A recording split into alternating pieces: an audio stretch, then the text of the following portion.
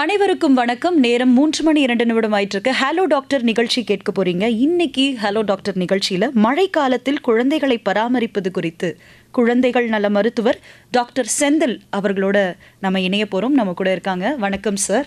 வணக்கங்க சார். இப்போ மழை காலத்தில் குழந்தைகள் பராமரிப்பு இதுதான் இன்னைக்கு நம்ம பேச போறோம். ஆனா எடுத்ததுமே ஏன் குழந்தைகள், பெரியவங்களுக்கும் குழந்தைகளுக்கும் அப்படி என்ன சார் வித்தியாசம்? ஏன் குழந்தைகள்னு ஸ்பெசிஃபிக்காக நம்ம வந்து அவங்கள பராமரிக்கணும்னு சொல்கிறோம்? கண்டிப்பாக பெரியவங்களுக்கும் குழந்தைங்களுக்கும் நிறைய வித்தியாசம் இருக்குது. அவங்களோட உடல் அமைப்புகளில் வந்து பார்த்திங்கன்னா பெரியவங்க அளவுக்கு நம்மளுடைய எல்லா உறுப்புகளும் வளர்ச்சி அடைஞ்சிருக்காது. மெயினாக எதிர்ப்பு சக்தி அந்த தான் குழந்தைங்களுக்கு நோய் தாக்கிறதுக்கான ரொம்ப காரணம். அதுவும் 5 வயதுக்கு கீழே உட்பட்ட குழந்தைகள் வந்து ஈஸியாக நோய் தாக்கக்கூடிய தன்மை உள்ளவர்கள். இதுவும் சில குழந்தைகள் வந்து எதிர்ப்பு சக்தி குறைபாடு உள்ள நோயோடு பிறந்திருப்பாங்க. சிலர் ஸ்டீராய்டு ட்ரீட்மெண்ட்டோடு இருப்பாங்க. சில குழந்தைகள் எடை குறைவாக பிறந்திருப்பாங்க.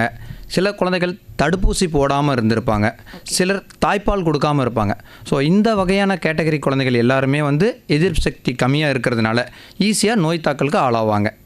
இதை தான் நம்ம மெயினாக எடுத்துக்கிட்டு குழந்தைங்களுக்கு இம்பார்ட்டன்ஸ் கொடுக்குறோம். ஓகே. இப்போ இந்த மழை காலத்தில் அதிகமாக பாதிக்கப்படுறது யாராக இருப்பாங்க? பெரியவங்களா குழந்தைகளா? கண்டிப்பாக குழந்தைகள் தான். ஓகே. ஏன்னா குழந்தைகள் வந்து ஈஸியாக வல்னரபிள் டு இன்ஃபெக்ஷன், ஒரு நோயும் ஈஸியாக தொட்டிக்கொள்ளும். அதனால குழந்தைகள் தான் அதிகமாக பாதிக்கும். கண்டிப்பாக. என்ன மாதிரியான பாதிப்புகள் இந்த காலங்களில் வரும்னு நினைக்கிறீங்க சார்? இந்த காலங்களில் நிறைய ஒரு உறுப்புகளாகவே நம்ம மெயினாக பார்த்திங்கன்னா சுவாசம் சம்மந்தப்பட்ட நோய்கள் அதிகமாக வரும், வயிறு சம்மந்தப்பட்ட நோய்கள் அதிகமாக வரும், ப்ளஸ் மழை காலங்களில் கொசு அதிகமாகும். ஸோ இன்செக்ட்ஸ் அது சம்மந்தப்பட்ட நோய்கள் ரொம்ப அதிகமாக இருக்கும். ஹலோ, வணக்கம். வணக்கம். யார் எங்கேருந்து பேசுகிறீங்க? அரும்பக்கத்துலேருந்து லட்சுமி பேசுகிறேன். லக்ஷ்மி. டாக்டர் இருக்காங்க, நீங்கள் பேசலாம் அவங்க கிட்ட. சொல்லுங்கள் மேடம். Good morning sir. சொல்லுங்கள் மேடம். சார், பாப்பாவுக்கு வந்து 20 வயசு ஆகுதுங்க சார். 20 வயசு? ஆமாங்க சார். அவங்களுக்கு வந்து எனி டைம் சளி, வெயில் நாளானாலும் வருது, மழை நாளானாலும் எப்போவுமே எப்போது இருந்துகிட்டே இருக்கு சார். அது வந்து சளி வந்துச்சுன்னா மஞ்சளாக வருது, ஒரு டைம் வந்து பச்சையாக இருக்கு, ரெட் கலரும் வருது. அது டைம் இல்லாமல் எந்த நேரம் குளிராகவே இருந்துகிட்டே இருக்கான் சார். எதனால சார்? இவங்களுக்கு பேசிக்காகவே அலர்ஜி இருக்கான்னு செக் பண்ணணுங்க. ஏன்னா அலர்ஜி தான் வந்து இந்த மாதிரி வருஷம் பூரா அவங்களுக்கு சளி வர்றதுக்கான காரணம். அலர்ஜி இருக்கும்போது உங்களுக்கு மஞ்சள் கலராவோ பச்சை கலராவோ சளி இருக்காது. அது வந்து வெறும் தண்ணி மாதிரி வாட்டரியாக தான் வரும். அது கூட இன்ஃபெக்ஷன் ஆகிடுச்சு அப்படின்னு சொல்லுவாங்க. அந்த மாதிரி இன்ஃபெக்ஷன் ஆனால் தான் உங்களுக்கு மஞ்சள் கலர் பச்சை கலர் சளி இருக்கும். நீங்கள் 2 செய்ய வேண்டியிருக்கு. ஒன்று வந்து இப்போ இருக்கிற இந்த மஞ்சள் கலர் பச்சை கலர் சளிக்கு வந்து மருத்துவர்கிட்ட காட்டினீங்கன்னா ஒரு 5 நாட்களுக்கு ஒரு ஆன்டிபயோட்டிக் அப்படின்னு ஒரு மெடிசன் கொடுப்பாங்க. அந்த கோர்ஸ் எடுத்து முடிச்சுட்டு அலர்ஜி எங்கேருந்து வருது, அலர்ஜியோட சோர்ஸை கண்டுபிடிக்க ட்ரை பண்ணணும். மெயினாக அலர்ஜி அப்படின்னு பார்த்தீங்கன்னா தூசி, புகை, அதுதான் மெயின் காரணமாக இருக்கும்.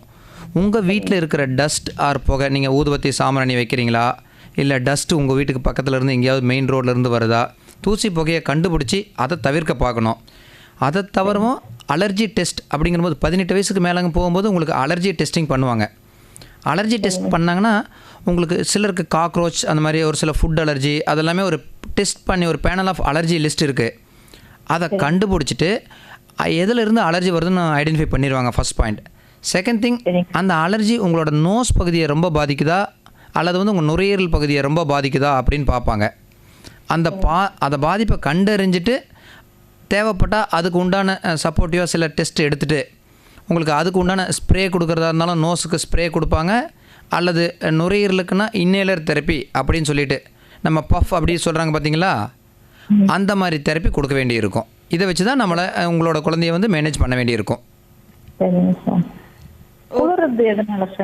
குளிர்றது வந்து இப்போ நீங்கள் மஞ்சள் அல்லது பச்சை சளி சொல்கிறீங்க பார்த்தீங்களா, அந்த மாதிரி இன்ஃபெக்ஷன் உள்ள சளி இருந்தால் அது வந்து ஃபீவர் வருவதற்கான வாய்ப்புகள் இருக்குது.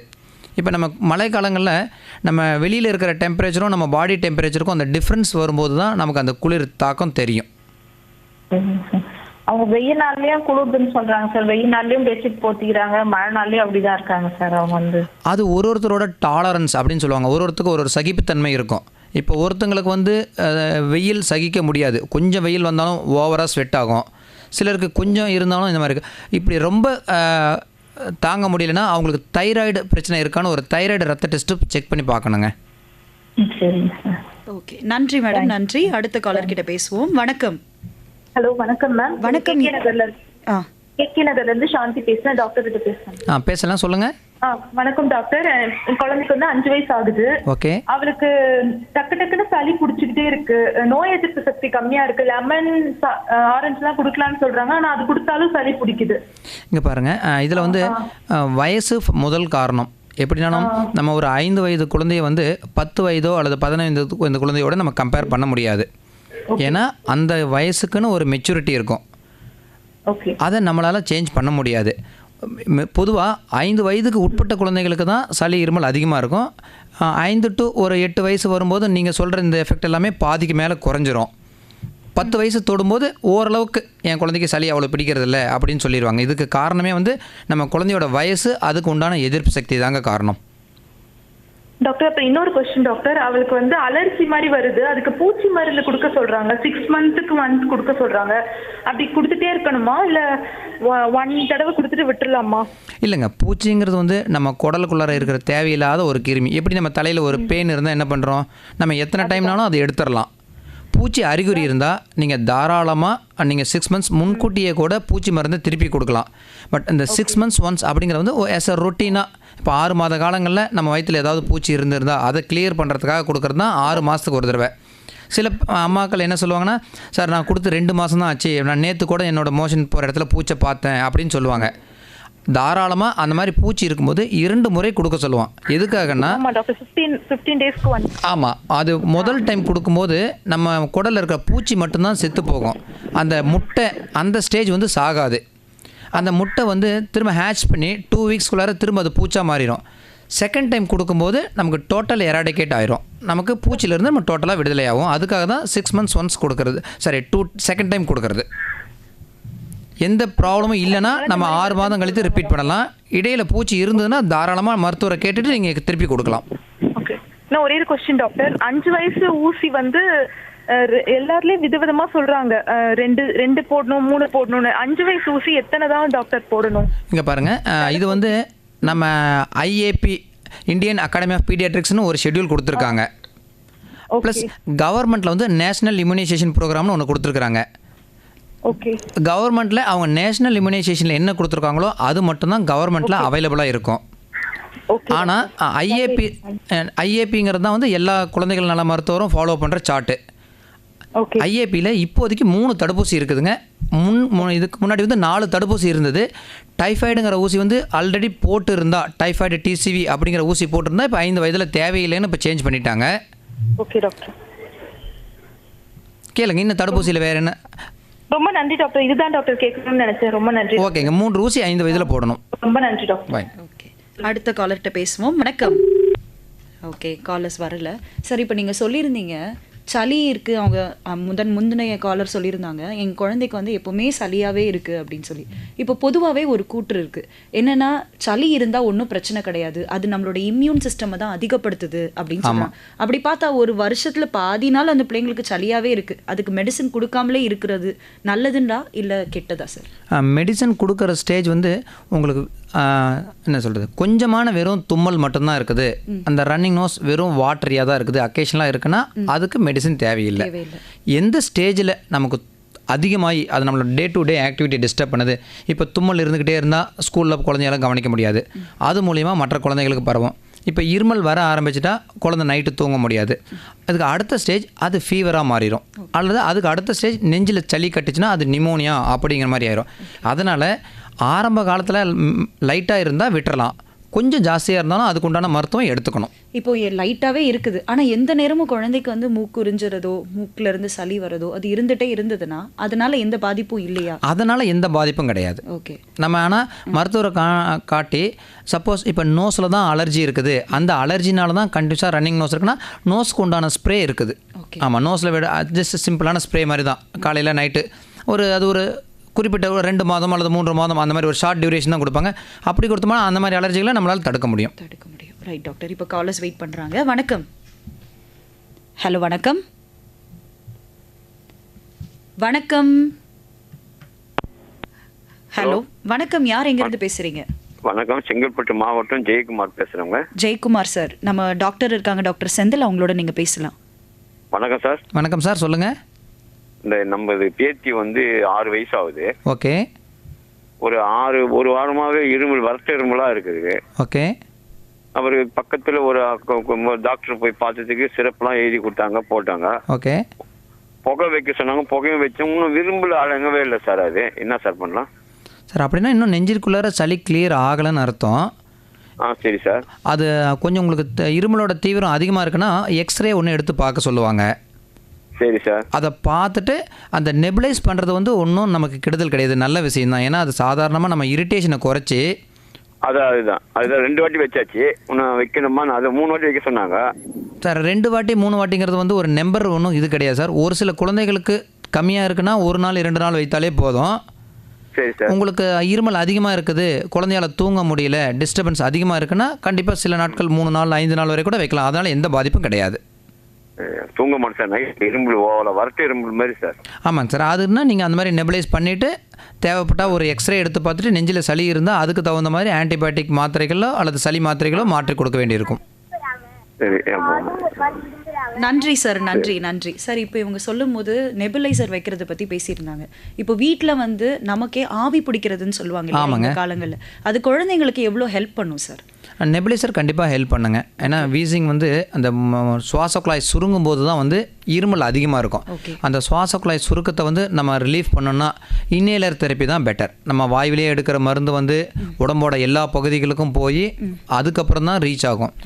பட் நம்ம டைரெக்டாக லங்ஸ்க்கு போகிறது, நுரையீரல் வழியாக வந்து மூச்சு குழாய் வழியாக போகிறது வந்து இமீடியட் ரிலீஃப் கிடைக்கும். ஓகே. இப்போ நம்ம சுடு தண்ணி ஆவி பிடிக்கிறோம்ல சார், ஆமாங்க, ஹோம் ரெமெடின்னு சொல்லுவோம். அது எந்த அளவுக்கு குழந்தைங்களுக்கு யூஸ்ஃபுல்லாக இருக்கும்? குழந்தைங்களுக்கு தாராளமாக கொடுக்கலாங்க. ஆனால் குழந்தைங்களுக்கு நாங்கள் அட்வைஸ் பண்ணுறது இல்லாத காரணம் வந்து ஈஸியாக சுடுதண்ணி குழந்தைங்க வந்து ஏற்றுக்க மாட்டாங்க. டக்குன்னு கையை காலை ஆட்டி விட்டுட்டு மேலே ஸ்பில் ஆகிடும். ஆமாம், அதனால நமக்கு இன்ஜுரிஸ் வந்துடக்கூடாது. Okay sir. ஓகே, அடுத்த காலர்கிட்ட பேசலாம். ஹலோ வணக்கம். ஹலோ வணக்கம், யார் எங்க இருந்து? வணக்கம் மேடம், நான் போரூர் பொன்ராஜ் பேசுறேன். பொன்ராஜ் சார், சார் கிட்ட பேசலாம். வணக்கம் சார். சொல்லுங்க சார். அதாவது என் பையனுக்கு வந்து 12 வயசு ஆகுது. ஓகே. கிட்டத்தட்ட பாத்தீங்கன்னா அவன் வந்து ஒரு 5 வயசுல இருந்தே பாத்தீங்கன்னா வந்து மலம் கழிக்கிறது வந்து ஒரு 3 நாளைக்கு ஒரு முறை 4 நாளைக்கு ஒரு முறை இப்படிதான் போறான். ஆனா டாக்டர்கிட்ட போய் கேட்டாங்கன்னா அது பிரச்சனைலாம் ஒண்ணும் இல்லைங்க, அவனை வந்து கரெக்டா நீங்க போறதுக்கு நீங்க பழக்கப்படுத்தணும் அப்படிங்கிறாங்க. நாங்களாம் எவ்வளவு சொல்லி பார்த்துட்டோம். அவன் ரொம்ப அர்ஜென்டா வந்தா மட்டும்தான் போறானோ இல்லையா, டெய்லி போகிற பழக்கமே வர மாட்டேங்குது. அது எதனால இருக்கலாம்? டிக்கெட் அதிகமா கொடுக்காதீங்கன்னாங்க. ஆமா சார். அதான் என்ன பண்ணலாம் சார் அது டெய்லி போக? சார் உங்களுக்கு நான் தீர்வு சொல்றேன், கவனிங்க. இந்த மாதிரி மலம் 3 நாள் ஒரு நாள் 3 நாளைக்கு ஒரு தடவை போகிறது வந்து நார்மல் கிடையாது. அதை நம்ம மாற்றி தான் ஆகணும். இப்போ நல்லா யோசிச்சிங்க. இப்போ நம்ம வந்து எடுத்துக்கிற பொருளை வந்து நார் சத்து கம்மியாக இருந்தால் கண்டிப்பாக நம்ம மோஷன் டைட் ஆயிரும். நீங்கள் அதனால் உங்களோட இது ஆகாரத்தில் மைதா உள்ள பொருள் இருக்கவே கூடாது. பிஸ்கட் மட்டும் கிடையாது. இப்போ நிறைய பேருக்கு நம்ம என்ன சொல்லணும்னா பிஸ்கட் வேண்டாங்க அப்படின்னா உடனே ப்ரெட்டு, ரஸ்க்கு, கேக்கு அந்த மாதிரி மாற்றிடுறாங்க. ஸோ நான் இப்போ சொன்ன பொருட்கள் பிஸ்கட்டு, ப்ரெட்டு, ரஸ்க்கு, கேக்கு, பரோட்டா, ஸோ மைதானால் ஆகக்கூடிய பொருட்கள் நீங்கள் டோட்டலாகவே 0 பண்ணணும் சார். என் பையன் 1 தான் சாப்பிட்டான், 2 தான் சாப்பிட்டான் அப்படின்னு கொஞ்சம் சில பேர் தாத்தா கொடுத்துட்டாங்க, பாட்டி கொடுத்துட்டாங்க, அந்த மாதிரி வந்து அவங்க அதில் வந்து நம்ம காம்ப்ரமைஸே பண்ணக்கூடாது. ரெண்டாவது, இப்போ என்ன கீரை காய்கறி எடுத்துக்கிறாரோ அதை கண்டிப்பாக இதை விட அதிகரிக்கணும்.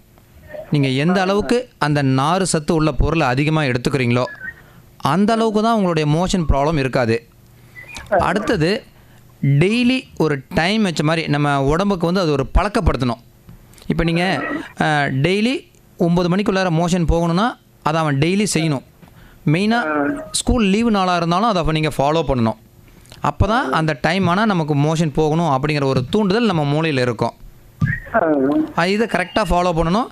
இது ஒரு ஆரம்ப காலங்களில் மோஷன் டைட்டை கொஞ்சம் ஃப்ரீ பண்ணுறதுக்காக 1 மாதமோ 2 மாதமோ மருத்துவர்கிட்ட கேட்டிங்கன்னா அதுக்கு உண்டான மோஷனை சாஃப்ட் பண்ணுற மருந்து, சிறப்போ அல்லதுக்கு உண்டான மருந்தோ இருக்குது. அது உங்களுக்கு ப்ரிஸ்கிரைப் பண்ணுவாங்க. அதை நீங்கள் வாங்கி எடுத்துக்கிட்டு நீங்கள் இது ப்ராப்பராக இந்த 3 மெத்தடையும் ஃபாலோ பண்ணணும். டைமுக்கு போகணும், நார் சத்து உள்ள பொருள் எடுத்துக்கணும், மைதா உள்ள பொருளை டோட்டலாக தவிர்க்கணும். ரொம்ப ரொம்ப நன்றிங்க சார். ரொம்ப நன்றி. நன்றி சார். சார் இப்போ இவங்க வந்து சொல்லியிருந்தாங்க மோஷன் வந்து 3 நாளுக்கு ஒரு தடவை 4 நாளுக்கு ஒரு தடவை. இது ஒரு குழந்தைங்கிட்ட இருக்கிற பிரச்சனை. இன்னும் சில குழந்தைகளுக்கு சாப்பிட்டதுமே ஒரே நாள்ல 4 வாட்டி 5 வாட்டி போவாங்க. அது நார்மலா இல்லையா? அது நார்மலுங்க. எப்படின்னா சின்ன குழந்தைங்களுக்கு வந்து அது பேர் கேஸ்ட்ரோகோலிக் ரிஃப்ளெக்ஸ் அப்படின்னு சொல்லுவோம்.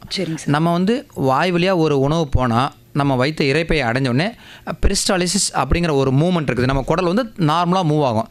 அந்த மூவ் ஆகும்போது ஒரு சில வயசை தாண்டின பிறகு நமக்கு வந்து மோஷன் போகிற அந்த ஸ்பிங்டர் வந்து கண்ட்ரோல் இருக்கும். அது மோஷனை வெளிவிடாமல் தடுத்துரும். ஆனால் அதே ஸ்பிங்டர் கண்ட்ரோல் ஒரு 2 வயசு 3 வயசு குழந்தைங்களுக்கு 3 வயசு வரைக்கும் அந்த குழந்தைங்களுக்கு அந்த கண்ட்ரோல் இருக்காது. அது தன்னை அறியாமல் அந்த மோமெண்ட் வரும்போது அடுத்து மோஷன் போயிடும். எப்போல்லாம் ஒரு ஃபுட் எடுக்கிறோமோ அந்த ஸ்டொமக்குலர் ஃபுட்டு ஃபாலோ விழுந்த உடனே ஆட்டோமேட்டிக்காக டோட்டலாக மூவ் ஆகும். இது நார்மல். 3 வயசு வரைக்கும் இது நார்மல். இப்போ 3 வயசை தாண்டி அந்த மாதிரி இருந்ததுன்னா சார்? ஒரு குறிப்பிட்ட வயசு வரைக்கும் அது நார்மல் தாங்க. சின்ன குழந்தைங்களுக்கு நார்மல். எத்தனை டைம் போகுதுன்னு பார்ப்போம். ரொம்ப அடிக்கடி போச்சுன்னா அது பேர் இரிட்டபிள் பவல் சிண்ட்ரோம்னு ஒரு சில ப்ராப்ளம் இருக்குது. நம்ம பவல் ஏதாவது இரிட்டபிள் ஆகும். அதை வந்து 5 வயதுக்கு மேலே அந்த மாதிரி இருக்குன்னா நீங்கள் மருத்துவரை காண்பிக்கணும். எவ்வளோ டைம் ஒரு நாளுக்கு மேலே போச்சுன்னா மருத்துவர்கிட்ட காமிக்கணும்? ஒரு 3 தடவை வரைக்கும் 5 வயதுக்கு ஓகேங்க. Okay sir. அதுக்கு மேலே இருக்கக்கூடாது. அதுக்கு மேலே இருக்கக்கூடாது. Okay sir. இப்போது அவங்க வந்து டாய்லெட் போகிறத பற்றி சொன்னாங்க. எல்லாரும் சொல்லுவாங்க டாய்லெட் போகலனாலும் பரவாயில்ல, ஆனால் யூரின் கண்டிப்பாக பாஸ் பண்ணிடணும் அப்படின்னு சொல்லுவாங்க. அது வந்து யூரின் பாஸ் பண்ணாமல் இருக்கலாமா? இது வந்து எப்படின்னாங்க, நம்ம டாய்லெட் அப்படிங்கிறது ஒரு நாள் விட்டு ஒரு நாள் போனால் கூட அது அதனால் நம்மளுக்கு எந்த பாதிப்பும் கிடையாது. பட் உடம்புல தண்ணி சத்து குறைஞ்சதுன்னா யூரின் அவுட்புட் குறைஞ்சிரும். எந்த இடத்துல போனீங்களாமே, நீங்கள் டாக்டர்கிட்ட போனீங்கனாலே கடைசியாக எத்தனை மணிக்கு உங்கள் குழந்தை யூரின் போனாங்க, என்ன அமௌண்ட் போனாங்க, அதுவும் மெயினாக ஃபீவர் இருக்கிற சமயத்தில் நம்ம உடம்புல தண்ணி சத்து குறைஞ்சிரும். தண்ணி சத்து குறைஞ்சிட்டா எப்படி நம்ம கண்டுபிடிப்போம்? பேரண்ட்ஸாக வந்து வேறு எந்த பிபி பார்க்க முடியாது, பல்ஸ் பார்க்க முடியாது. அவங்ககிட்ட எப்படி தெரிஞ்சிக்க முடியும்? உங்கள் குழந்தை லாஸ்ட் 24 மணி நேரத்தில் எத்தனை தடவை யூரின் போகுது அப்படிங்கிறது கேட்டாலே நம்மளால் தெரிஞ்சிக்க முடியும். கண்டிப்பாக ஒரு குழந்தை 6லேருந்து 8 தடவை யூரின் அவுட்புட் இருக்கணும். இது கம்பல்சரி. 8 ஹவர்ஸ்க்கு மேலே யூரின் போலனாலே நம்ம அதை கொஞ்சம் கண்காணித்து, ஏன் நம்ம குழந்தை யூரின் போகல, நம்ம குழந்தை லாஸ்ட் 8 ஹவர்ஸாக ஏன் ஆகாரம் எடுத்துக்கல, நம்ம ஆகாரம் எடுத்துக்கலைன்னா உடம்பு சோர்வு அதிகமாகும். இப்போ இருக்கிற ஃபீவர் வந்து நம்ம இன்னும் ரொம்ப டயர்ட்னஸ் அதிகமாகும். அதுக்கு தகுந்த அளவுக்கு நம்ம வாய் வழியாக நீர் ஆகாரம் கொடுக்க ஆரம்பிச்சிடணும். ஒரே விதமான ஆகாரம் கொடுத்தா தான் குழந்தைங்க போர் அடிச்சிடும். இப்போ ஓஆர்எஸ்ஸே தான் கொடுக்கணும் அப்படிங்கிற ஒரு கம்பல்ஷன் கிடையாது. நீங்கள் ஃப்ரூட் ஜூஸ் கொடுக்கலாம், இளநீர் கொடுக்கலாம், அரிசி கஞ்சி கொடுக்கலாம், மோர் கொடுக்கலாம். விதவிதமாக அவங்களுக்கு என்ன ஃப்ளேவர் பிடிக்குதோ அதுக்கு தகுந்த மாதிரி கொடுத்துக்கலாம். கண்டிப்பாக 8 ஹவர்ஸ்க்கு மேலே போகலைன்னா அது ஒரு முக்கியமான விஷயமாக கவனித்து நம்ம பார்க்கணும். Okay sir. ஓகே, காலர்ஸ்ட்ட பேசுவோம். வணக்கம். ஹலோ வணக்கம். யார் எங்கிருந்து? வணக்கம் மேடம். ராணிப்பேட்டை மாவட்டம் வாழைப்பந்தல் பாபு பேசுகிறேன் மேடம். பாபு சார், பேசலாம் நம்ம டாக்டர் சார் கிட்ட. டாக்டர் வணக்கம் டாக்டர். சொல்லுங்கள் சார். இப்போ எங்கள் பையன் வந்து இப்போ +2 படிக்கிறாரு. அவர் என்ன பண்ண, அந்த தலை குத்தினா உடனே சளி வந்துடுது சார்.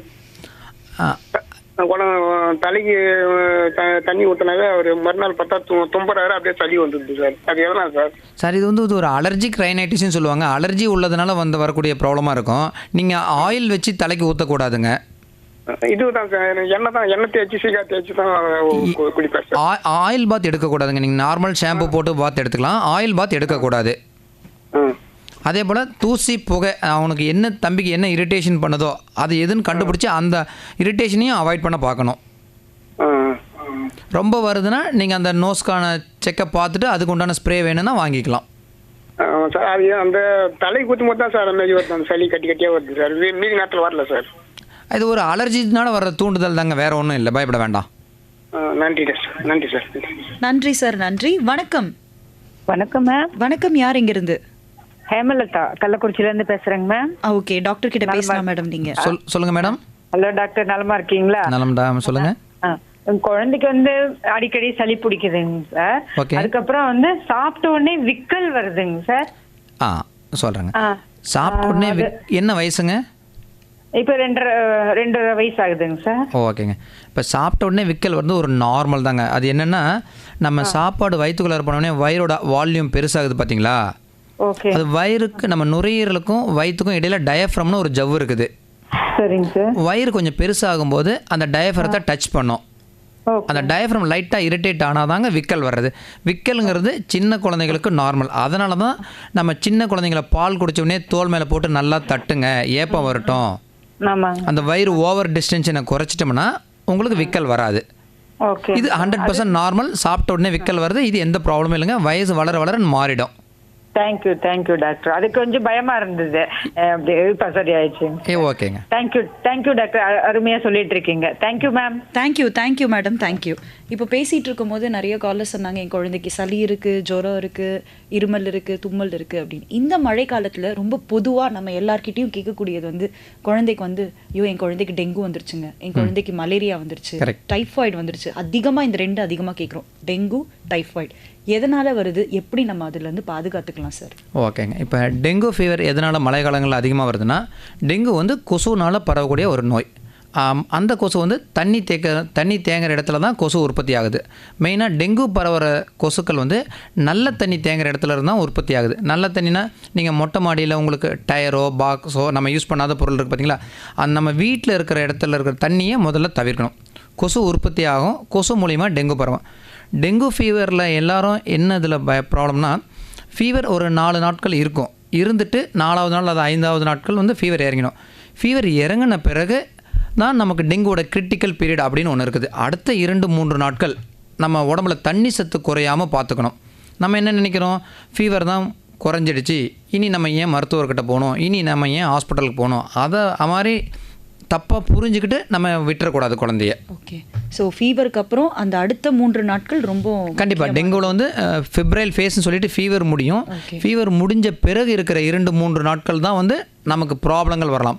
அது எந்த மாதிரியான ப்ராப்ளங்கள் வரலாம்னா, குழந்தைகள் வந்து ரொம்ப சோர்வாக அடைக்கும், கொஞ்சம் வாந்தி எடுக்க ஆரம்பிக்கும், வயிறு வலி ஆரம்பிக்கும், முகம் கை கால் ஊத ஆரம்பிக்கும், வீக்கம் கொடுக்கும், யூரின் ரொம்ப கம்மியாக போவாங்க.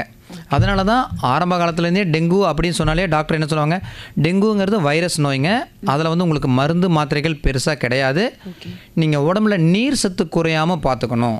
அதுதான் உங்களுடைய டெய்லியுமே டெங்கு குழந்தைய ஒரு ஹாஸ்பிட்டலில் அட்மிட்டே பண்ணாங்கன்னா கூட அவங்க முக்கியமாக கவனிக்கிற விஷயம் என்னென்னா, குழந்தை எந்த அளவுக்கு யூரின் அவுட்புட் இருக்குது, எந்த அளவுக்கு நீர் சத்து எடுத்துக்கிறாங்க.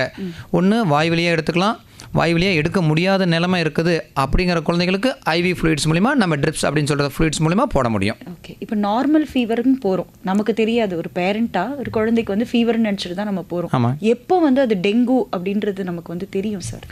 டெங்கு ஃபீவர் வந்து இனிஷியலாக 2 நாளில் வந்து ஒரு NS1 ஆன்டிஜன் அப்படிங்கிற ஒரு டெஸ்ட் எடுத்து கண்டுபிடிக்க முடியும். Okay sir. மருத்துவர் என்ன பண்ணுவார்னா, உங்ககிட்ட கேட்குற இதில் வந்து அவரோட கிளினிக்கல் நாலேஜை வச்சு கண்டுபிடிச்சிருவார். டெங்கு ஃபீவர் திடீர்னு ஆரம்பிச்சிருக்கும், உங்களுக்கு வேறு எந்த சிம்டமும் தெரியாது, தலைவலி இருக்கும், ரொம்ப சோர்வாக இருக்கும், என் குழந்தை சாப்பிடல, டயர்டாக இருக்குது, ரொம்ப அசதியாக இருக்குது, அந்த கம்ப்ளைண்ட் வந்து உங்களுக்கு டெங்குக்கு ரொம்ப ஃபேவரபுளாக இருக்கும்.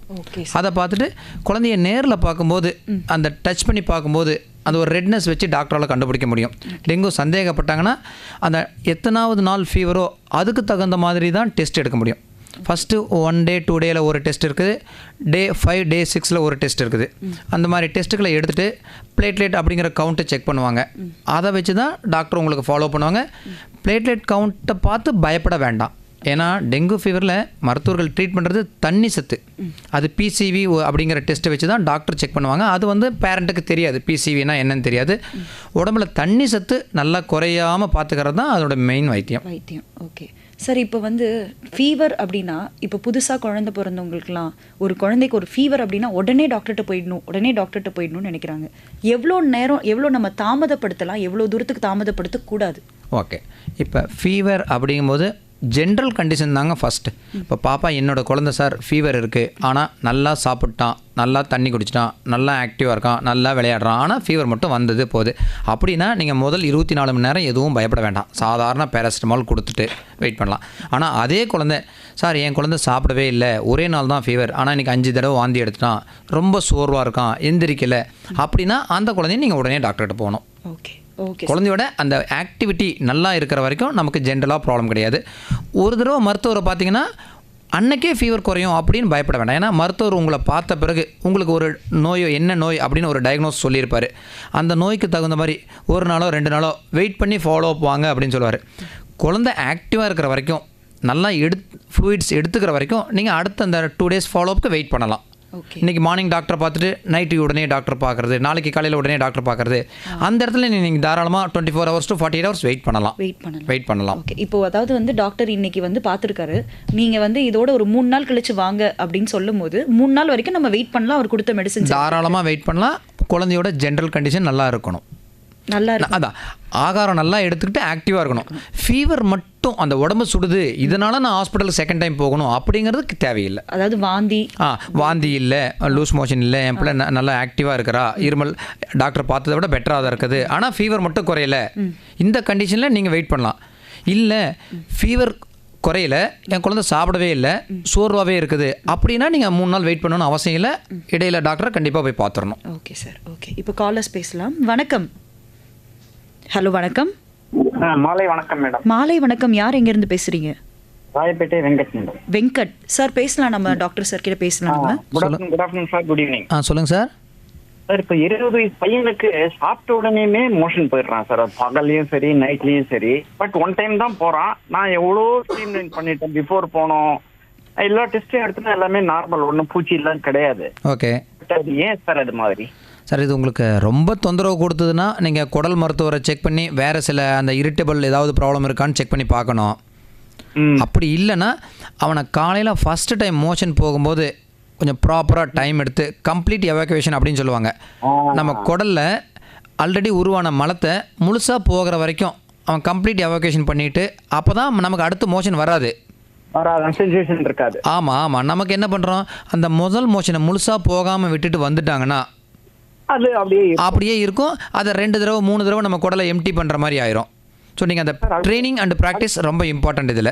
கண்டிப்பாக சார். அடுத்தது நம்ம வைரல் ஃபீவருக்கு எந்த டெஸ்ட்லையுமே கண்டுபிடிக்க முடியாதுல்ல சார்? சார் வைரல் ஃபீவரில் சில டெஸ்ட்டுகள் வந்து உங்களுக்கு வைரல் ஃபீவராக இருக்கும் அப்படின்னு உறுதுணையாக இருக்கும். என்ன வைரஸ் அப்படின்னா தனியாக அதுக்கு டெஸ்ட் இருக்குது சார். அது எப்படின்னா நம்ம த்ரோட்டில் ஸ்வாப் எடுத்து பண்ண முடியும். பட் வைரல் ஃபீவருங்கிறது ஒரு தானாக போகக்கூடிய நோய் 3 நாள் 4 நாட்களில்.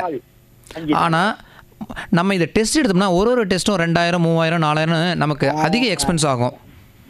வெளிநாடுகளில் இந்த டெஸ்ட் இருக்குது சார், வைரல் பேனல் அப்படின்னு சொல்லிட்டு.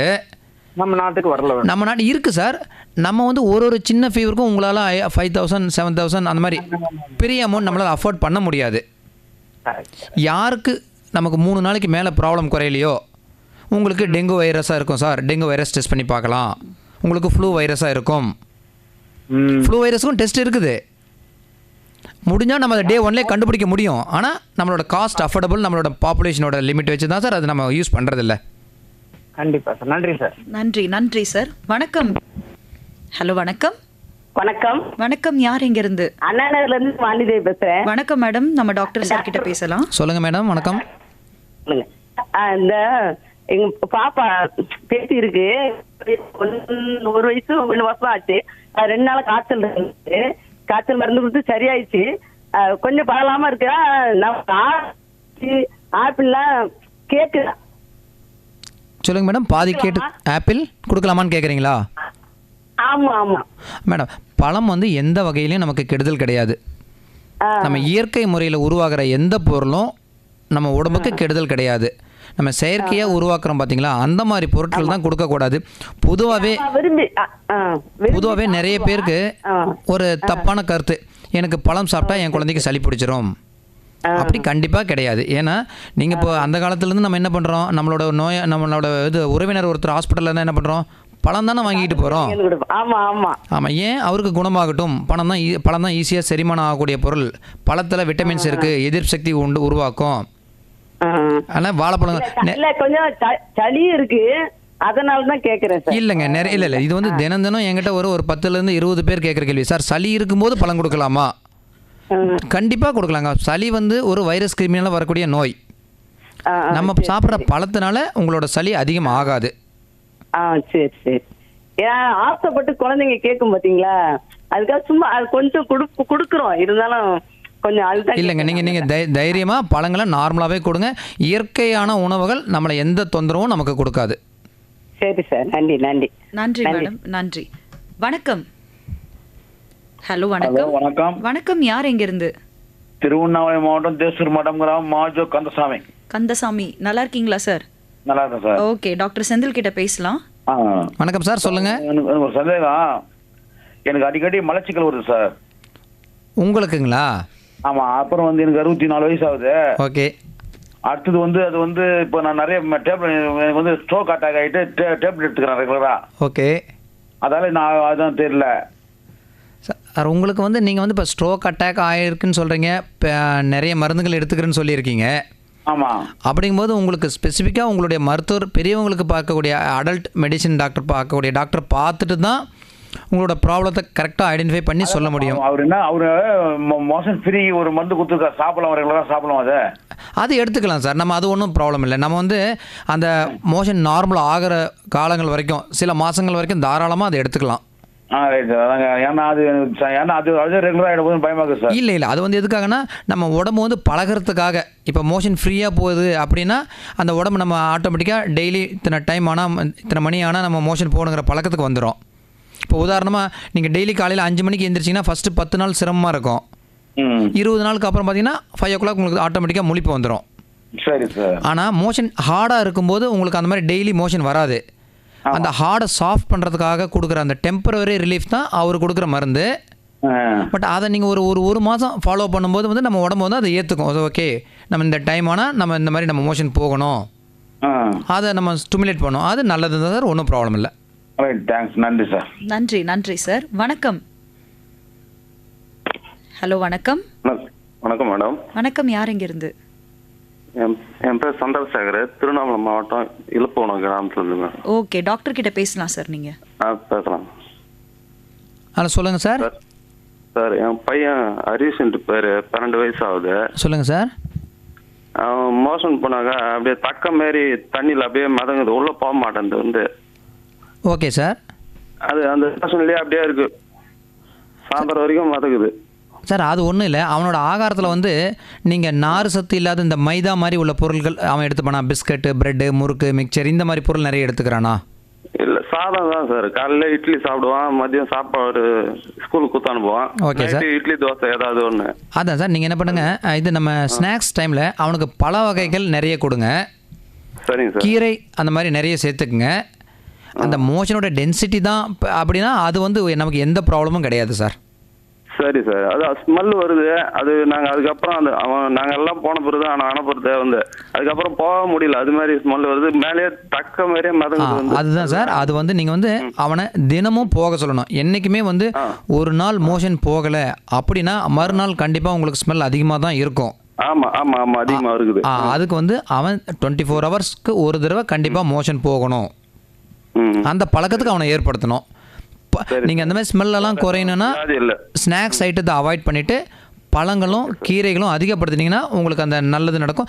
தயிர் ரொம்ப நல்லது சார். தயிர் வந்து குடலில் இருக்கிற நல்ல கிருமிகளுக்கு வந்து யூஸ்ஃபுல்லாக இருக்கும். ஸோ அந்த தயிர் எடுத்துக்கிட்டிங்கன்னா லாக்டோபேசிலஸ் அதிகமாக உருவானா உங்களுக்கு பேட் ஸ்மெல்ஸ் வர்றது குறைஞ்சிரும். தயிர் ரெகுலராக அவனை லஞ்ச் அப்போ தயிர் ரெகுலராக கொடுங்க. Okay sir, thanks sir.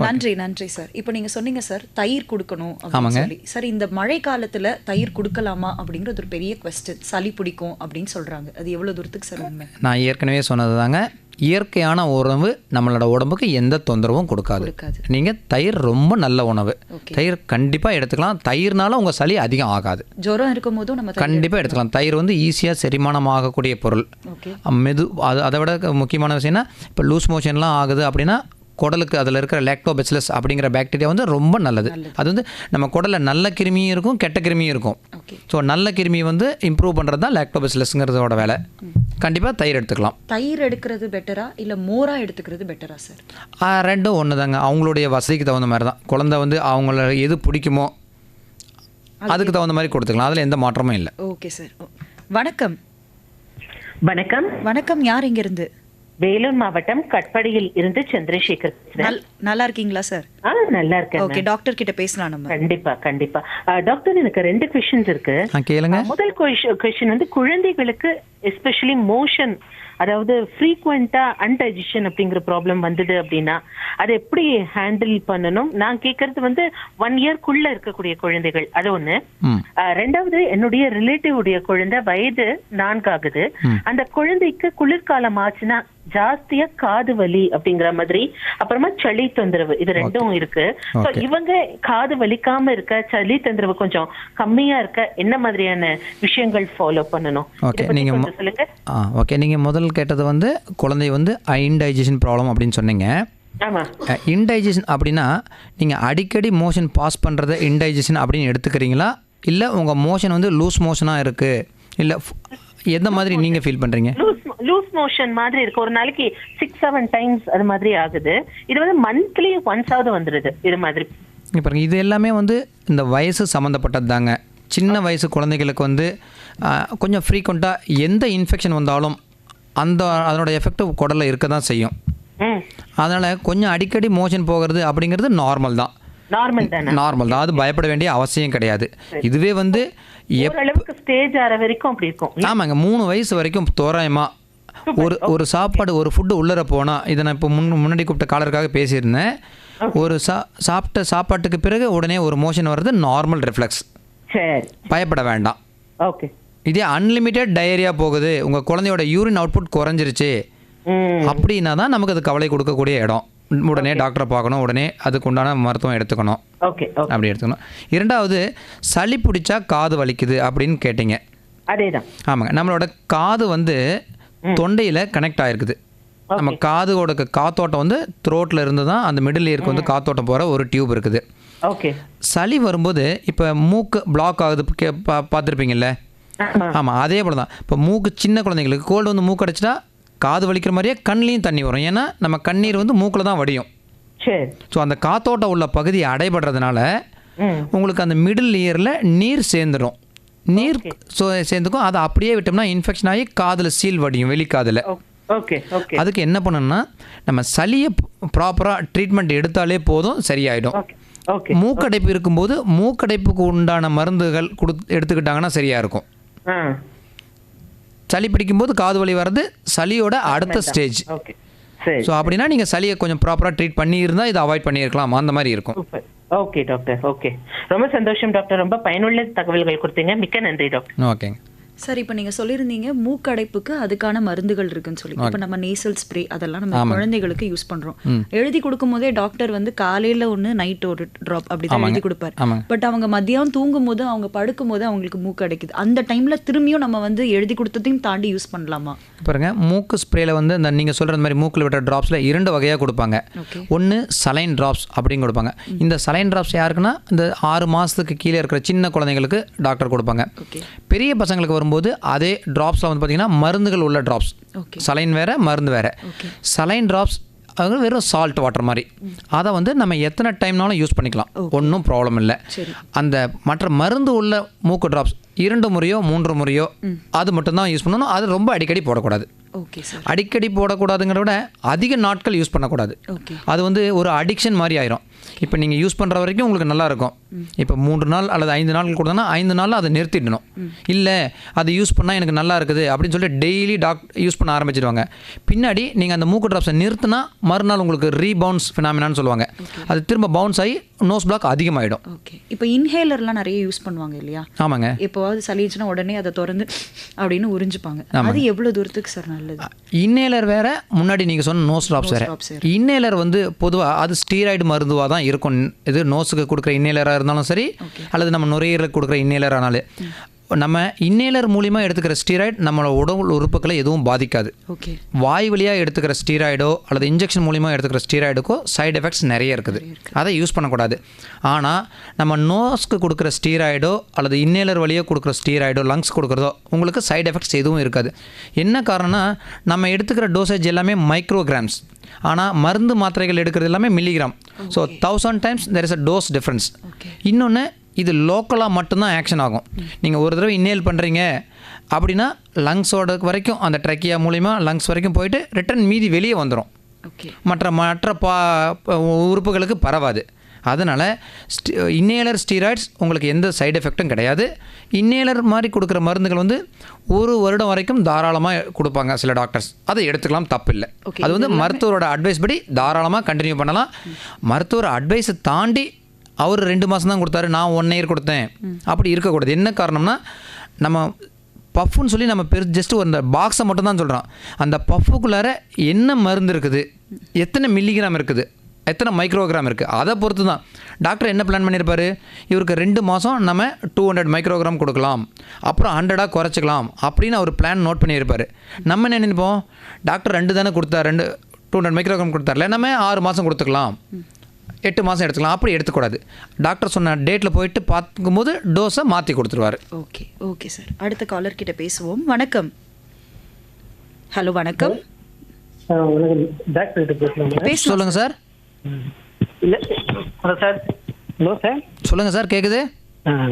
இல்லை சார், எனக்கு வயசு 50 சார். பேர் ஸ்டாலின் சார் என் பேர். சொல்லுங்கள் சார். எனக்கு வந்து மோஷன் ப்ராப்ளம் தான் சார் இருக்குது.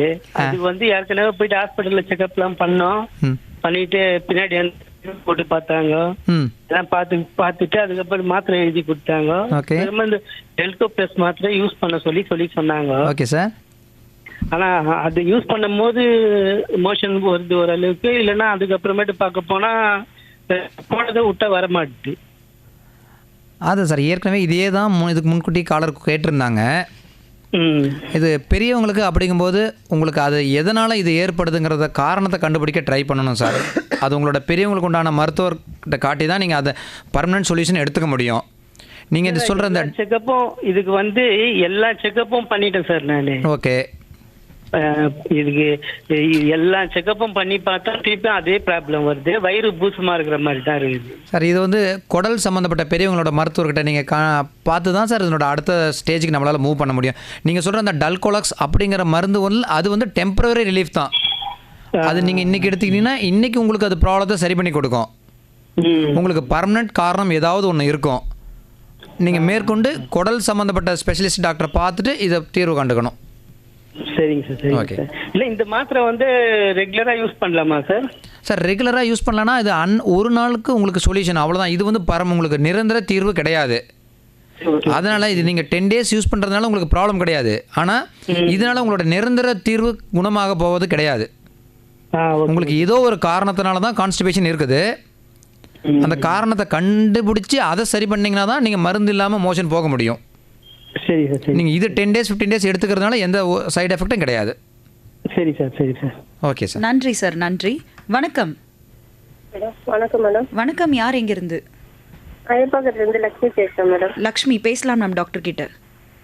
பேசுகிறேன் மேடம். சொல்லுங்கள் மேடம். சார் எங்கள் பேரனுக்கு 4 முடிஞ்சு 5 வயசு ஆகுது. ஓகே. அவருக்கு டெங்கு ஜுரம் வந்தது 1 வருஷத்துக்கு முன்னாடி. ஓகே. அதுக்கப்புறம் அது சரியாயிடுச்சு. ஆனால் அது வந்து அந்த டெங்கு ஜுரம் திருப்பி மறுபடியும் வருமா சார்? அதில் 4 வகையான டெங்கு வைரஸ் இருக்குங்க. வழக்கமாக 1 டைம் 2 டைம் வரலாம்.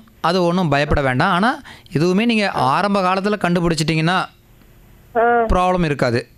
டெங்கு ஃபீவர் பொறுத்த வரைக்கும் அந்த ஃபீவர் நின்று அந்த செகண்ட் ஸ்டேஜில் பாப்பா டயர்டாகி டாக்டர் மருத்துவர் அணுகும்போது தான் வந்து அந்த வரும்போது ஆனால் வந்து டயர்டெல்லாம் ஆகிறது கிடையாது. நார்மலாக எப்போதும் போல. ஆனால் அந்த உடம்பு வந்து சூடாக இருந்துகிட்டே இருக்கு. தலை சூடு இருக்கு. ஆனால் நார்மலாக எல்லா ஆக்டிவிட்டி டாக்டர் கிட்ட போய் செக் பண்ண அவன் நல்லா நார்மலாக இருக்கிறான். நல்லா பேசுவான், நல்லா விளையாடுவான், எல்லாம் பண்ணுவான். ஆனால் அந்த சூடு மட்டும் இருந்துகிட்டே இருக்கும். இல்லைங்க, அதுக்கும் நீங்கள் சொன்ன டெங்கு ஃபீவருக்கும் எந்த சம்மந்தமும் இல்லைங்க. உடம்பு சூடாக இருக்கிறது வந்து ஒருத்தங்களோட நேச்சர். இல்லை அது ஜுரம் டெஸ்ட் பண்ணால் அந்த ஜுரம் இருக்குது சார். ஜுரம் இருக்கிற டைமில் சொல்கிறேன் நான். அதாங்க, டெங்கு ஃபீவருங்கிறது வந்து உங்களுக்கு நிறைய டைம்லாம் வராது. 1-2 முறைகள் வரலாம், அவ்வளோதான். சரிங்க சார். அதுக்கப்புறம் இன்னொரு கேள்வி சார். அவன் வந்து இனிப்பு பொருள் அதிகமாக சாப்பிட்றான். இப்போ சாப்பாடு சாப்பிட்னா கூட, சாப்பாடு வச்சா கூட அதுக்கு வந்து தொட்டுக்கிறதுக்கு வந்து நம்ம வந்து பொரியல் எதனா தொட்டுப்போம். அவருக்கு வந்து சக்கரை வச்சுக்கணும், இல்லை ஸ்வீட் ஏதாவது வச்சு சாப்பிடணும் அப்படின்னு சொல்றாங்க. அது அந்த மாதிரி குடுக்கலாமா? எப்ப பாரு நீங்க எப்ப சாப்பிடனாலும் வந்து அந்த இனிப்பு இருந்தாதான் சாப்பாடு உள்ள இறங்குவேன். இல்லைங்க, இது வந்து நீங்க வந்து உணவு பழக்கத்தை நீங்க தான் மாற்றணும். இது எப்படின்னா, நீங்கள் எப்படி சின்ன வயசுலேருந்து பழக்கிறீங்க. இப்போ உதாரணமாக எடுத்துங்க, சில வீட்டில் சைவம் சாப்பிடுவாங்க, சில வீட்டில் அசைவம் சாப்பிடுவாங்க. அந்த மாதிரி தான். இப்போ சைவம் உள்ள வீட்டில் வந்து அசைவ பொருளை கொடுத்தா குழந்தை எடுத்துக்க மாட்டாங்க, ஏன்னா அவங்க பழக்கப்படுத்தினது கிடையாது. அதே மாதிரி நீங்கள் வந்து இந்த தேவையில்லாத இதை வந்து நீங்கள் தவிர்க்க பாருங்கள். இது கட்டாயம் உங்களோட பழக்க வழக்கத்திலிருந்து தான் அது வந்திருக்குது. நீங்கள் தான் இது செல்ஃப் மோட்டிவேஷன் எடுத்து தான் நீங்கள் அதை அவாய்ட் பண்ண முடியும். சரி. இன்னொரு சந்தேகம் சார். இப்போ சாப்பாடு ஒரு வேளைக்கு சாப்பாடு சாப்பிடறதுனாலும் இந்த ஆரஞ்சு பழம் அது விரும்பி சாப்பிடுறாரு. அந்த மாதிரி ஆரஞ்சு பழம் இருக்கு இல்லையா? ஆமாங்க. அது இப்ப சாப்பாடு சாப்பிடலனா கூட அது மாத்திரம் போதும் அப்படின்னு சொல்லிட்டு அந்த பழம் மட்டும் சாப்பிடுறாங்க. அது பரவாயில்லைங்களா சார்? இங்க பாருங்க, ஆரஞ்சு பழம் ஒரு நாளைக்கு ஒரு டைம் கொடுக்கலாம். பட் எல்லா நாளுமே நான் ஃபுட்டுக்கு பதிலாக ஆரஞ்சு பழம் எடுத்துப்பேன் அப்படி வேண்டாம், ஆரஞ்சு பழத்தை நீங்கள் வந்து ஸ்நாக்ஸ் டைமில் யூஸ் பண்ணுங்கள். ஒரு ஒரு வேளைக்கு சாப்பாடு சாப்பிட்றதுக்கு நேரத்துக்கு அந்த பழம் சாப்பிட்டுக்கிறாரு, அந்த மாதிரி கொடுக்கலாமா? அதுதாங்க நீங்கள் கேட்ட கேள்விக்கு தான் நான் பதில் சொல்கிறேன்.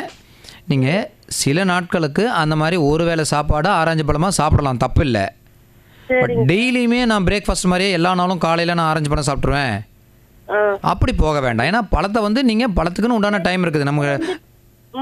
அது இப்ப சாப்பாடு சாப்பிட்டுட்டு ஆனா அது தினமும் கொடுக்கலாம், ஆனா ஒன்றும் தப்பு கிடையாது. சாப்பிட்ட பிறகு நீங்கள் ஸ்நாக்ஸ் டைமில் இன்பிட்வீன் த மீல் வந்து தாராளமாக நீங்கள் ஆரஞ்சு எடுத்துக்கலாம், தினமும் ஒன்றும் ஆகாது. சரிங்க சார், தேங்க்யூ. ஓகேங்க. ஓகே, நன்றி சார். சார் இப்போ சொல்லியிருந்தீங்க பழங்கள் கொடுக்கலாம் அப்படின்னு சொல்லி. இப்போது சில கூறு இருக்குது, அதாவது ஒரு நாளுக்கு 1 இல்லைனா 2 பழங்கள் தான் கொடுக்கணும். உதாரணத்துக்கு ஒரு வாழைப்பழம் ஆகட்டும் இல்லை ஒரு ஆப்பிள் ஆகட்டும். இன்னைக்கு வந்து ஒரு வாழைப்பழம் ஆப்பிள்னா நாளைக்கு வேறு பழம் தான் கொடுக்கணும். மீன்ஸ் இது இன்றைக்கே வந்து நீங்கள் வாழைப்பழம் ஆப்பிள் இது எல்லாமே கிரேப்ஸ் எல்லாமே ஒரே நாளில் கொடுத்து டம்ப் பண்ணக்கூடாதுன்றாங்க. அது உண்மையா சார்? பாருங்க, அப்படியெல்லாம் இல்லை, எல்லாமே வால்யூம் தான்.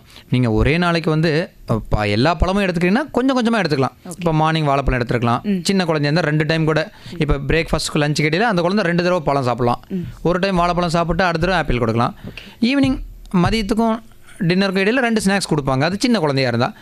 பழங்கள் மாற்றியும் கொடுக்கலாம், அது நம்மளோட விருப்பம் தாங்க. அதனால் எந்த ப்ராப்ளமும் கிடையாது. எல்லாமே அளவு தான், எல்லாமே அளவு தான். அளவுக்கு மிஞ்சினால் அமிர்தமும் மிஞ்சி. ஓகே, நம்ம காலர்ஸ்ட்ட பேசுவோம். வணக்கம்.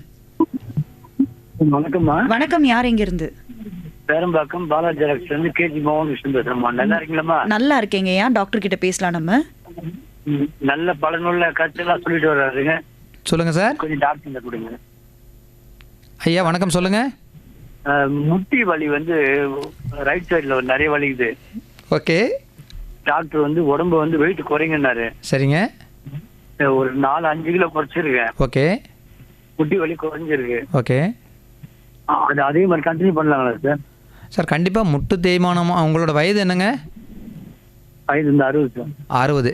சார் வயது தான் முதல் காரணம். வயது ஆகும்போது கண்டிப்பாக எலும்பு தேய்மானம் இருக்க தான் செய்யும். அதிக எடை இருந்தால் கண்டிப்பாக அதனால நம்மளுக்கு எக்ஸ்ட்ரா ப்ராப்ளங்கள் வரதான் செய்யும். நீங்கள் எடையை குறைக்கிறது தான் கண்டிப்பாக சரியான முறை. அது மாதிரி குறைச்சி சாப்பிட்டு சார் கொஞ்சம் நல்லா இருக்கு உடம்பு. நன்றி சார். அதே போல் செய்யுங்க. நீங்கள் கொஞ்சம் உடற்பயிற்சியும் செஞ்சு டயட் மட்டும் இல்லாமல் சிறிது உடற்பயிற்சியும் செய்து எடையை குறைக்க பாருங்கள். அதிகமான கேலரிஸ் உள்ள பொருள் அதிகமாக லைக் இனிப்பு ஆயில் ஐட்டம், ஸோ எதெல்லாம் நம்மளுக்கு எடை கூட்டுமோ அந்த மாதிரி பொருள்களை தவிர்த்துட்டு இயற்கை உணவு முறையில் பழங்கள் கீரைகள் அதெல்லாம் உங்களுக்கு நீங்கள் கீரை எவ்வளோ சாப்பிட்டாலும் உங்களுக்கு வெயிட் போடாது. இப்போ லஞ்சில் வந்து நீங்கள் 1 கப் ரைஸ் சாப்பிட்றீங்கன்னா 1 கப் கீரை எடுத்துங்க, ஆட்டோமேட்டிக்காக ரைஸும் குறைஞ்சிடும், உங்களுக்கு தேவையான ஹெல்த்தி நியூட்ரியன்ட்டும் கிடைச்சிரும் உடம்புக்கு. Thank you sir. நன்றி சார். நன்றி சார். இப்போ இவ்வளோ நேரம் நம்ம காலர்ஸ் கிட்ட பேசணும். இப்போ வந்து மழை காலங்களில் அதிகமாக நமக்கு வந்து நோய்கள் பரவுது. Viral fever, dengue, malaria, typhoid, இது மாதிரி நிறைய வருது. இதிலிருந்து நம்மளை எப்படி சார் குழந்தைங்களை பாதுகாத்துக்கலாம்? ஓகே, இதில் முதல் நம்ம பாதுகாக்கிற மெத்தட்னா தடுப்பூசி இருக்குது. ஓகே. முதல் தடுப்பூசின்னு பார்த்திங்கன்னா தாய்ப்பால் தான். ஓகே. நம்ம குழந்தைங்களை பாதுகாக்கிறதுக்கு முக்கியமான விஷயம் பார்த்திங்கன்னா தாய்ப்பால். பிறந்த முதல் 6 மாதங்களுக்கு தாய்ப்பால் மட்டுமே தான் தரணும். வேறு எந்த இணை உணவுகளும் ஆரம்பிக்கக்கூடாது. நிறைய பேர் என்ன பண்ணுறாங்க, 4 மாதம் தான் முடிஞ்சிருக்கும், தமிழ் மாத கணக்குப்படி எனக்கு 6 ஆகிடுச்சு, நான் உடனே இணைய உணவு ஆரம்பிச்சிட்டேன். இது தப்பான கருத்து.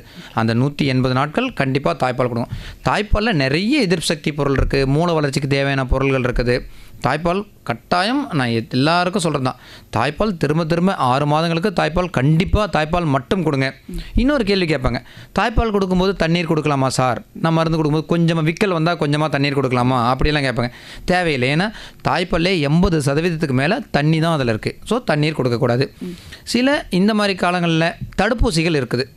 நம்ம ஃப்ளூ காய்ச்சலுக்கான தடுப்பூசி இருக்குது. அது 6 மாத குழந்தைகள்லேருந்து எல்லாருக்கும் போட முடியும். முதல் டைம் போடும்போது 2 ஊசி போடணும், அப்புறம் 1 வருஷத்துக்கு 1 தடவை போடணும். டைஃபாய்டுக்கு தடுப்பூசி இருக்குது, இது 2க்கும் தடுப்பூசி போட்டுக்கலாம். மலேரியா டெங்கு தடுப்பூசி கிடையாது. அதுக்கு பதிலாக கொசுவிலிருந்து நம்ம பாதுகாத்துக்க பார்க்கணும். கொசு வந்து குழந்தைங்களுக்கு நான் என்ன சொல்லுவேன்னா, நீங்கள் ஃபுல் பேண்ட் ஃபுல் ஷர்ட் போடுங்க. ஏன்னா ட்ரெஸ் எக்ஸ்போஜர் ஆகிற இடத்துல தான் வந்து ஜென்ரலி மஸ்கிட்டோஸ் பைட் பண்ணும். நைட்டில் உங்களை மஸ்கிட்டோஸ் வராமல் இருக்க பெட்டுக்கு மேலே போடுற பெரிய மஸ்கிட்டோஸ் நெட் யூஸ் பண்ணுங்கள். ரெப்பலன்ஸ் வந்து ஸ்கின்னில் அப்ளை பண்ணாதீங்க. நீங்கள் ஆல் அவுட் அந்த மாதிரி குட் நைட் அந்த மாதிரி நம்ம போடுற ரெப்பலன்ஸ் யூஸ் பண்ணுங்கள். நம்ம புகை வர மாதிரியான ரெப்பலன்ஸ் யூஸ் பண்ண வேண்டாம். ஓகே சார், ஓகே, நன்றி. இவ்வளோ நேரம் நம்ம கூட டாக்டர் அழகாக பேசினாங்க. ஒரு நேயருடைய கேள்விகளுக்கும் பொறுமையாக நிதானமாக அவங்களுடைய கேள்விக்கு ஏற்ற பதிலை சொன்னாங்க. நம்ம கூட இணைஞ்சதுக்கு டாக்டர் அவர்களுக்கு மிக்க நன்றி சார். நன்றிங்க. நன்றி சார், நன்றி நன்றி நன்றி.